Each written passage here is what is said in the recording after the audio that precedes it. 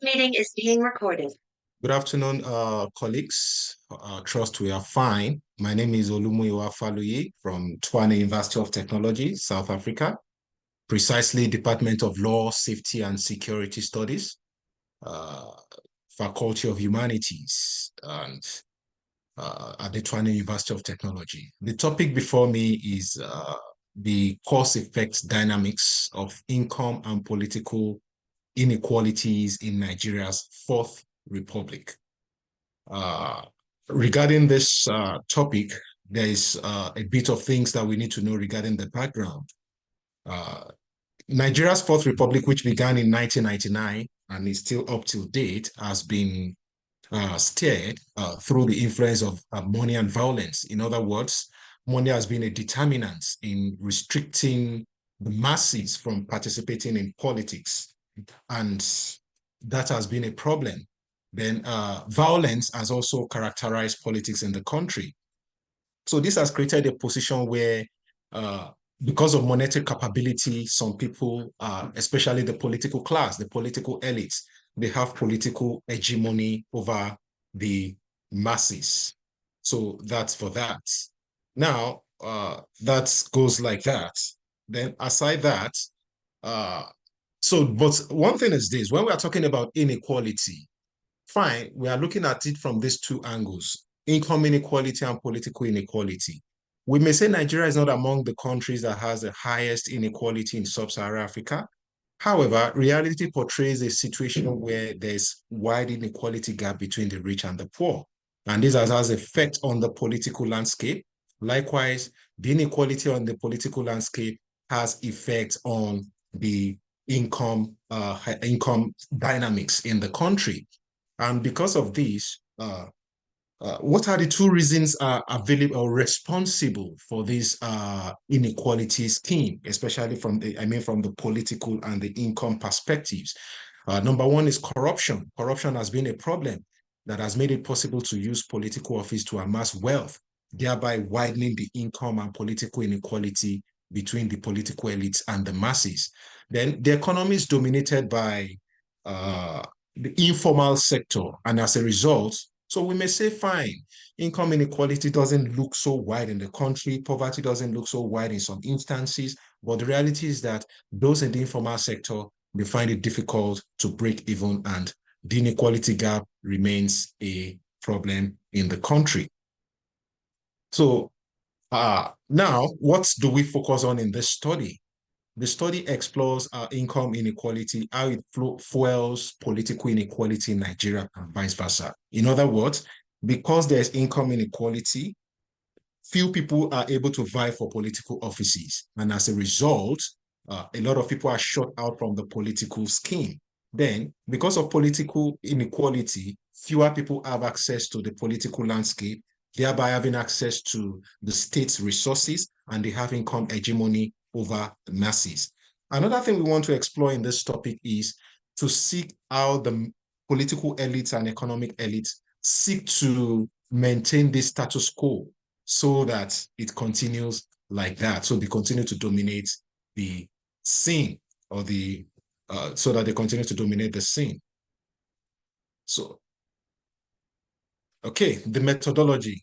For this research, we're going to systematically review literature to help get some information that are needed. And this will be done in a very systematic way, and empiricism will not be jettisoned. And we've been able to make use of scientific tools like Google Scholar and the likes to get the necessary information needed. Now, political inequality explained, because we need to clarify what we mean by political inequality. So with this, we know that citizens cannot be 100% equal politically, but reality portrays a situation in which some people have hegemony over others. Even the common things that we may see as common, voting, it becomes difficult for some people because some people have taken over political landscape. Aside that, those who have income hegemony, like I said earlier, have access to politics, and they can acquire state wealth through this. So these are the dynamics that work in the country. The income gap is so wide in the country that few people can take care of the financial or income needs of the majority, just because the way the system has been structured. What is the theoretical lens of the study? What's the theoretical guide? It's early theory, because we've discovered that economic elites and political elites dominate these two spaces. That's the income space and the political space. That informs why we look at this minority, why they've dominated us in everything we do, why they've dominated the income and political landscape in the country. Now, so looking at it further, we need to know that the intersection between political and income inequality, where do they cross paths? It's historical, right from the colonial days to the military days, and even the nature of the military system of government. It's hard for people to challenge this status quo. It's hard for people to challenge their leaders. There has been history of killing in protest, history of poor anti-corruption drives and the likes, because the way the history of the country is. So as a result, it has been there since, and it has continued even in the Fourth Republic. And as a result, the political elites that are on stage now, they continue to double as economic elites and maintain the status quo through making things or policies, the forced policies that do not favor the masses. So the question now is, why do we have this to continue? Why has the tide not been stemmed? Why has it continued like that? Why has income inequality continued to reinforce political inequality in Nigeria and vice versa? There are several factors responsible for this, or there are things that have kept this thing like that. Number one is corruption. Corruption is a major factor. There has been conflicting statement about how much has been stolen from the public or looted from the public coffers. Some are saying billions of dollars, some are saying trillions. It's been so conflicting, and we can see the views of different authors on these. And as a result, funds that will have been used for infrastructural development, they are diverted into private use. And as a result, it will be difficult for businesses to thrive, for the informal sector to operate very well. And if the informal sector does not operate very well, more people will be impoverished, more people will become poor, courtesy of the activities of the political class linked to corruption.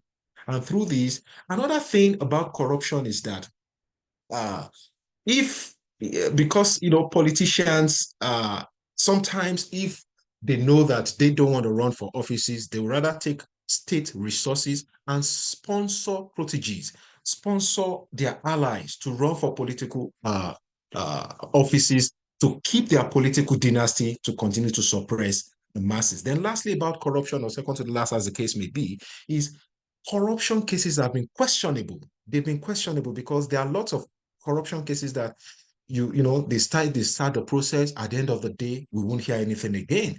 Another thing is that even members of the political class that have been arrested, that have been prosecuted and sent to jail. We have cases of former governor of Plateau State and former governor of Taraba State. They were granted presidential amnesty, questionable presidential amnesty. So these are things that's they do to maintain the status quo. Number two is monetize politics. Because of the bar that the political elites have raised, it's been difficult to run for political offices because of the cost of expression of interest form. What I mean is this: if you want to run for political offices, you need to get some amount of money to buy forms to get nominated as a political party member. And even beyond this, after that, after you've been nominated, you need to bribe delegates, you need to bribe people to become, moving from an aspirant to become a candidate. So all these have issues because a common man cannot afford these things. Another thing is vote buying and selling. Even before election, during election, for security agents, for electoral officials, in one way or the other, they are bribed, they are paid so that they can subvert the electoral process, so that the voice of the masses will not be heard. And what's the reason for this? Because some elites have income hegemony, so they also want to have political hegemony as well. Now, continue with the monetized politics. The cost of governance are so high that civil servants are hardly paid, or they're underpaid, but members of the political class are paid very well. Even there are some political offices that are so that are existing that you can't even say this is what they are doing just to compensate some political allies. So these are ways of maintaining the status quo. Then the last one before the conclusion and recommendation is team 3, which is unfriendly atmosphere for participating in decision making. We know that in a democratic system, the masses should be involved in policy making, program in, formation, as well as implementation, not so directly, but their input should be recognized. And how do we have their inputs recognized? Through interactive sessions, public hearing, media, social media, prayer groups, labor union, peaceful protest. But we can see that most of those things have been jettisoned in Nigeria, or they've been, citizens have not been allowed to take part in these things very well. As a result, their voices are not heard. Policies that are made are in line with the views, or they are based on the whims and caprices of the political class and not based on the views of the masses. As a result, and let me give you an example. NSAS and a couple of protests, people are killed. Anytime people want to talk, they are killed. Sometimes we have this bill. There's a bill in 2015 about free speech and all the likes. Anytime you say anything, maybe you say something about government or you try to contribute, they will say you are criticizing the government and the likes. And because of this, people are arrested for trump-up charges and the like. So people don't want to participate. People are afraid. They are not taking part in their decisions. So as a result of this, things are done based on political patronage, clientelism, and the inequality status quo is maintained. Now, we need to look at the way forward. We've seen that income inequality reinforces political inequality in Nigeria, and political inequality reinforces income inequality in Nigeria because of the activities of the political and economic elites. Consequently, this study recommends the following. Number one, anti-corruption drives and measures should be very objective. There should be no sacred cow. Irrespective of who you are, they should be prosecuted very well. Recommendation 2, if people participate in decision making, the right infrastructure will be provided for them.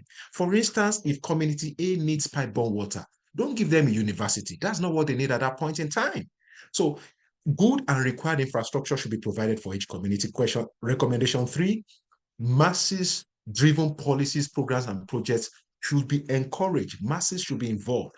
Consequently, more people will come out from the inequality lower bar and come up, and as a result, they will be able to participate in politics.